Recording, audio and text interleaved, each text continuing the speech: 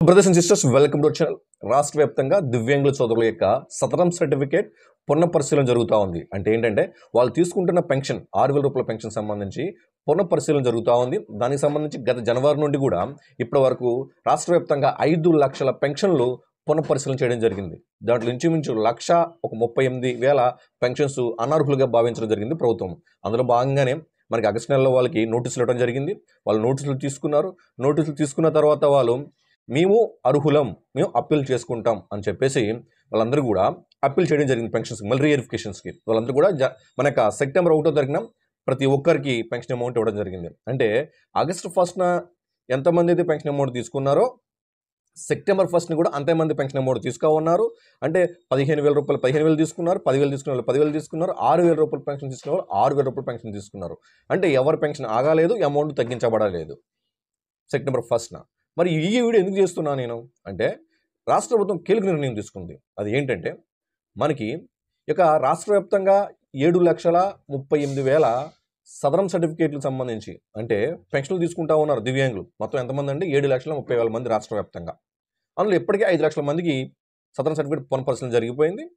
So ఇంకా జరగాలి 2,38,000 మందికి. సో ఇందులో భాగంగా ఒక తాత్కాలికంగా నిలుపుదల చేయడం జరిగింది. అంటే సదరం సర్టిఫికేట్ పునఃపరిశీలన అనేది తాత్కాలికంగా నిలుపుదల చేశారు. ఇప్పుడు పరిశీలన జరగట్లా. ఎందుకు చేశారు అనేది వీడియోలో తెలియజేస్తాను. అదేవిధంగా ఎవరైతే గత 3 నెలల నుంచి పెన్షన్ తీసుకోలేదో అంటే పెన్షన్ కోల్పోతారు ఖచ్చితంగా. 3 నెలలు వరుసగా 3 నెలలు పెన్షన్ తీసుకోకపోతే, ఫర్ ఎగ్జాంపుల్ 4,000 తీసుకున్న పెన్షన్ వరుసగా 3 నెలలు అంటే 12,000 మూడో నెల 12,000 తీసుకోవాలి. ఆ 12,000 తీసుకోకపోతే 4, 4, 4 3 నెలలు 12,000. ఆ 12,000 తీసుకోకపోతే మూడో నెల ఆ పెన్షన్ రద్దు అవుతుంది. సో అప్పుడు ఆ పెన్షన్ని రోల్ బ్యాక్ ఎలా చేసుకోవాలి, అలాగే స్పౌస్ పెన్షన్స్కి ఏ విధంగా అప్లై చేయాలి, అదేవిధంగా ఈ యొక్క ఏవైతే ట్రాన్సాక్షన్ జరుగుతూ ఉన్నాయో అంటే ట్రాన్స్ఫర్లు, ఏవైతే పెన్షన్ ట్రాన్స్ఫర్ ఒక ప్లేస్ నుంచి ఒక మండలం నుంచి ఇంకో మండలానికి, ఒక జిల్లా నుంచి ఇంకో జిల్లాకి ట్రాన్స్ఫర్లు జరుగుతూ ఉన్నాయి. ఈ ట్రాన్స్ఫర్కి సంబంధించి సదరం రీఅసెస్మెంట్కి సంబంధించి ఈ యొక్క డెత్ కన్ఫర్మేషన్ చనిపోతే, స్పౌస్ పెన్షన్లో భర్త చనిపోతే death confirmation A to Z information వీడియోలు తెలియజేస్తాను. దయచేసి వీడియో లైక్ చేయండి, 10 మందికి ఉపయోగపడుతుంది. కొత్తగా వస్తే సబ్స్క్రైబ్ చేసుకోండి. టాపిక్లో భాగంగా మనకి రాష్ట్ర వ్యాప్తంగా 7,30,000 మంది దివ్యాంగుల సోదరులు ఉన్నారు. వాళ్ళకి 5 లక్షల మందికి ఇప్పటికీ వెరిఫికేషన్ జరిగింది. ఇంకా జరగాలి 2,30,000 మందికి. బట్ నిలుపుదల చేశారు. ఎందుకు అంటే మనకి ఆగస్టు నెలలో ఎవరికైతే మనం నోటీసులు ఇచ్చామో వాళ్ళందరూ కూడా అప్పీల్ చేసుకున్నారు. అంటే దాన్ని మేము అర్హులం, మా యొక్క పెన్షన్ మీరు ఆపొద్దు అని చెప్పి అప్పీల్ చేసుకున్నారు ప్రభుత్వానికి. త్రూ రూరల్ అయితే ఎంపీడో గారి లాగిన్లో, అర్బన్ అయితే మున్సిపల్ కమిషనర్ గారి లాగిన్లో అప్లై చేసుకున్నారు. వాళ్ళకి మరి అప్లై చేసుకున్న తర్వాత ఏం చేయాలి, వాళ్ళకి రీఅసెస్మెంట్ చేయాలి కదా సెకండ్ టైం. అంటే గతంలో ఆల్రెడీ వెళ్ళారు. మళ్ళీ మీరు అర్థం చేసుకోవాలి, ఈ అప్పీల్ చేసుకున్న వాళ్ళంతా కూడా గతంలో రీవెరిఫికేషన్కి వెళ్ళారు. అంటే జనవరి నుంచి రీవెరిఫికేషన్ జరుగుతుంది కదా సదరం, వాళ్ళందరూ కూడా గతంలో రీవెరిఫికేషన్కి వెళ్ళారు. రీవెరిఫికేషన్కి వెళ్ళిన తర్వాత అంటే వాళ్ళకి ఒక నోటీస్ ఇవ్వడం జరిగింది. గతంలో కూడా ఒక నోటీస్ ఇచ్చి మీరు ఈ యొక్క డేట్న పలానా హాస్పిటల్లో మీరు మీ యొక్క డిజేబిలిటీని చెకప్ చేయించుకోవాలి. ఏ డిజేబిలిటీస్, అది లోకోమోటర్ ఆర్థోపెడిక్ అవ్వచ్చు, హియరింగ్ ఇంపైర్మెంట్ అవ్వచ్చు, విజువల్ ఇంపైర్మెంట్ అవ్వచ్చు, మెంటల్ ఇల్లీనియస్ అవ్వచ్చు, మెంటల్ రిటార్డేషన్ అవ్వచ్చు. ఇవన్న 5 కేటగిరీస్ ఏవైతే ఉన్నాయో ఆ 5 కేటగిరీస్ సంబంధించి వాళ్ళకి రీఅసెస్మెంట్ జరిగింది. ఓకేనా. జరిగిన వాటిలో అక్కడ డాక్టర్స్ వెరిఫై చేసి వాళ్ళ యొక్క సదరం పోర్టల్, డాక్టర్ యొక్క సదరం పోర్టల్లో ఇక న్యూ పర్సంటేజ్ వేశారు. న్యూ పర్సంటేజ్ ఎవరికైతే 40% కంటే తక్కువ వచ్చిందో, అంటే 40% కంటే తక్కువ వచ్చిందో వాళ్ళకి నోటీసులు ఇవ్వడం జరిగింది. క్లియర్. ఓకే, 40% కంటే ఎక్కువ ఉండి టెంపరీ డిజేబిలిటీ ఉన్న వాళ్ళు కూడా ఇచ్చేసాం. ఓకే, యాక్చువల్ టెంపరీ డిజేబిలిటీ ముందు వచ్చేసారు 40% కంటే ఎక్కువ ఉన్నా. బట్ తర్వాత కండిషన్ మార్చి ఒకటే రూల్ పెట్టారు, 40% కంటే తక్కువ ఉంటే మాత్రమే పెన్షన్ రద్దు చేయాలి, వాళ్ళు మాత్రం అప్పీల్కి వెళ్ళాలి. 40% కంటే ఎక్కువ ఉన్న 40% లేదా అంతకంటే ఎక్కువ ఉంటే వాళ్ళకి పెన్షన్ రద్దు అవ్వదు. అది క్లియర్గా మీకు అర్థమైందా? ఓకే, 40% కంటే తక్కువ ఉన్న వాళ్ళు ప్రతి ఒక్కరు కూడా నోటీస్ ఇవ్వడం జరిగింది. ఆ నోటీస్ తీసుకున్న వాళ్ళు మళ్ళీ అప్పీల్ చేసుకున్నారు. ఆ అప్పీల్ చేసుకున్న వాళ్ళకి ఇప్పుడు రీఅసెస్మెంట్ చేయాలి మళ్ళీ సెకండ్ టైం. వాళ్ళకి షెడ్యూల్ ఇస్తూ ఉన్నారు. అందువల్ల ప్రజెంట్ జరుగుతున్న మిగతా అంటే ఫర్ ఎగ్జాంపుల్ ఇప్పుడు 7,30,000 మంది దివ్యాంగుల సోదరులు ఉన్నారన్నాము. ఇప్పటికే 5 లక్షల మందికి రీవెరిఫికేషన్ జరిగిందన్నాము. ఇంకా 2,30,000 మందికి జరగాలి. ఆ 2,30,000 మందికి తాత్కాలికంగా ఆ రీవెరిఫికేషన్ని ఆపి ఆగస్టు నెలలో ఎవరైతే నోటీసులు తీసుకున్నారో 40% కంటే తక్కువ మీకు సదరం సర్టిఫికేట్లో ఉంది, కొత్త సదరం సర్టిఫికేట్ అది గుర్తుపెట్టుకోండి. కొత్త సదరం సర్టిఫికేట్లో 40% కంటే తక్కువ ఉంది కాబట్టి వీరికి అప్పీల్ చేసుకున్నారు. అప్పీల్ చేసుకున్న వాళ్ళకి ఇప్పుడు సెప్టెంబర్ నెలలో మళ్ళీ ఒక నోటీస్ ఇస్తారు. ఆ నోటీస్లో మళ్ళీ వాళ్ళ హాస్పిటల్కి వెళ్తారు, రీచెకప్ చేయించుకుంటారు.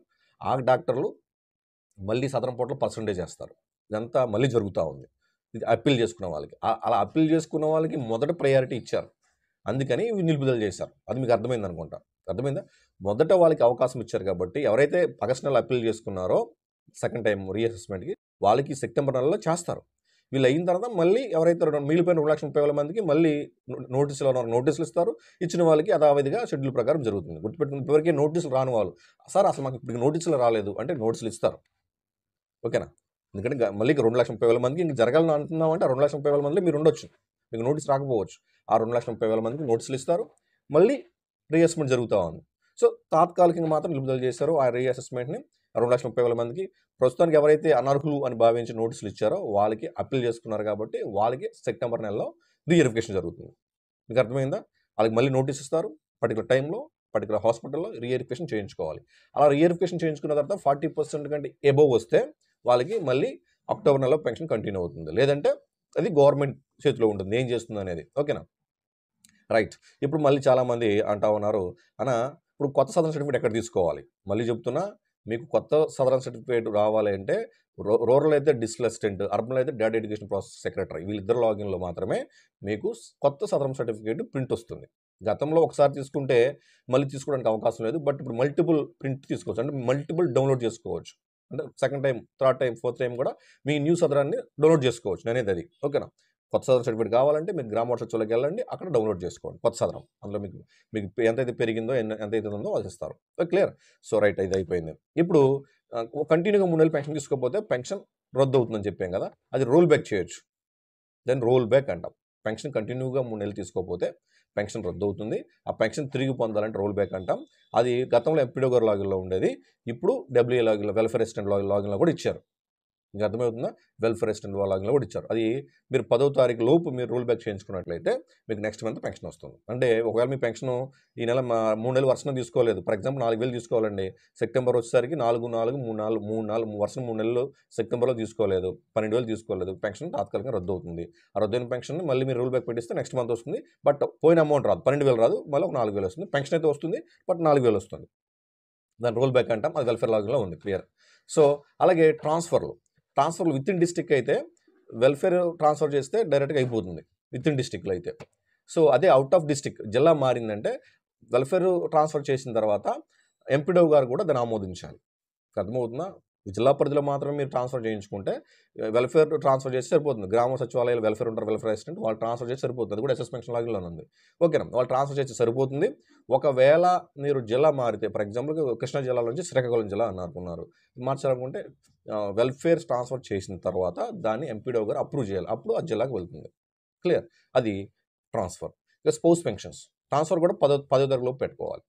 రోల్ బ్యాక్ అయిన 10వ తారీఖు లోపే, ట్రాన్స్ఫర్లు అయిన 10వ తారీఖు లోపే. నెక్స్ట్ స్పౌస్ పెన్షన్స్ వచ్చేసరికి మనకి చెప్పాం, భర్త ఎన్టీఆర్ భరోసా పెన్షన్ తీసుకుంటా ఉండి చనిపోయినట్టయితే ఆ పెన్షన్ భార్యకి ట్రాన్స్ఫర్ అవుతుంది. అవునా? ఆ పెన్షన్ పెట్టాలంటే భర్త యొక్క డెత్ సర్టిఫికేట్ ఉండాలి, భార్య ఆధార్ కార్డ్, భర్త ఆధార్ కార్డు, ఈ మూడింటితో వెల్ఫేర్ అసిస్టెంట్ గారి లాగిన్లో, ఎస్ఎస్ పెన్షన్ లాగిన్లో మనం పెట్టుకుంటాం. తర్వాత ఎంపీడో గారి లాగిన్లోకి వెళ్తుంది, అక్కడ అప్రూవ్ చేస్తారు. ఇదంతా కూడా 10వ తారీఖు లోపు. ఇది కూడా 10వ తారీఖు, ప్రతి నెల 10వ తారీఖు లోపు ఏవైతే రిక్వెస్ట్ పెట్టుకున్నారో అవన్నీ కూడా నెక్స్ట్ మంత్ రిఫ్లెక్ట్ అవుతాయి. మీకు అర్థమైంది అనుకుంటున్నాను. సో డౌట్స్ ఉంటే కామెంట్ చేయండి. సో అందరూ బాగుండాలి, అందరికీ మంచి జరగాలి. జై హింద్.